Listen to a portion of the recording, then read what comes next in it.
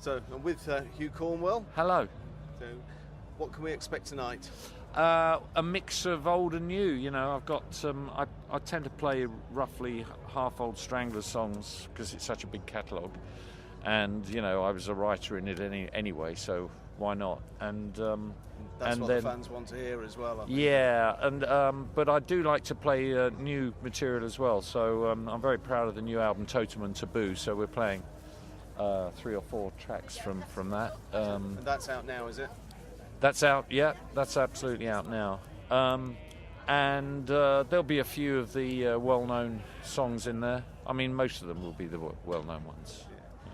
So do you change your set according to where you're playing? Like, for instance, for festivals, do you come up with a different set list than if you were playing, say, an indoor venue? It could be slightly different. Yeah, it could be slightly different. In fact, I'm going out on the road. Actually, we're doing a double header with Hazel O'Connor later in the year. So this I'm trying. Well, I'm trying out this set to see if it'll work when we play the concerts with her, and I think it will. I mean, the thing is, there were so many well-known hits in the Stranglers catalogue that all I've got to do is put 3 or 4 of those in, and suddenly it becomes a festival set. So my festival sets don't actually differ that much from a tour set. Yeah. So how's it gone for you since the break with the Stranglers?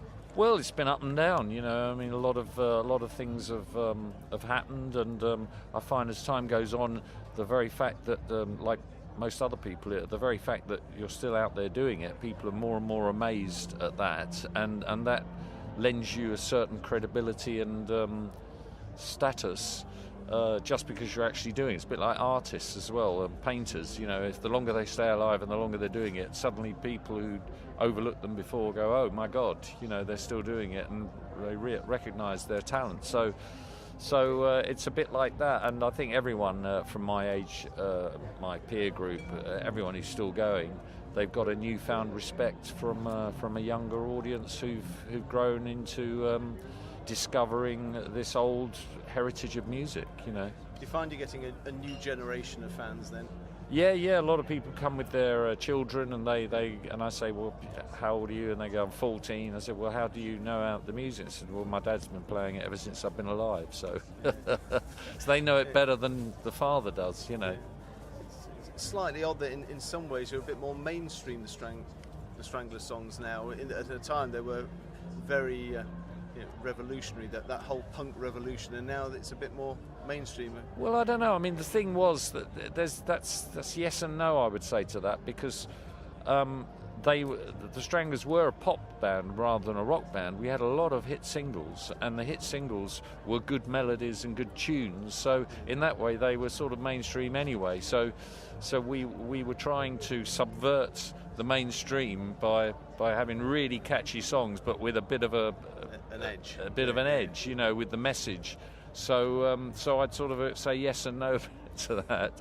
But now, probably because it's after the event and changes in society have happened, they're probably looked at in a different way now, especially something like Peaches. Now, when that first came out, that was very, very reaction. It created a huge reaction anti it, and now, I mean, you know, teenage girls of 19 love it, and you say, well, they go, oh, I love that song, Peaches. Like, yeah, but don't you?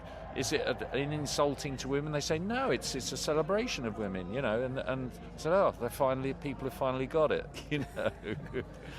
I keep hearing punk songs now on adverts.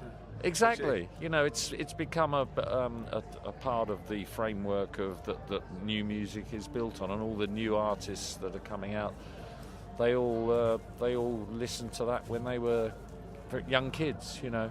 And which do you enjoy most personally, the music now, or how it was when you first hit the scene? Well, I mean, I have to go back to a quote unquote Frank Skinner, who said that quite rightly. He said, "We are imprisoned in the music we listened to when we were a teenager," and we end up listening to it for the rest of our lives, and we think it's the best music ever. And unfortunately, I'm stuck in that. But I was lucky. I grew up, listening to the Who and Beatles, Stones, and great West Coast music, the Doors, and all this. So to me, that's the best music ever, and same with everybody else with whatever they grew up with. Thank you very much for your time. My pleasure.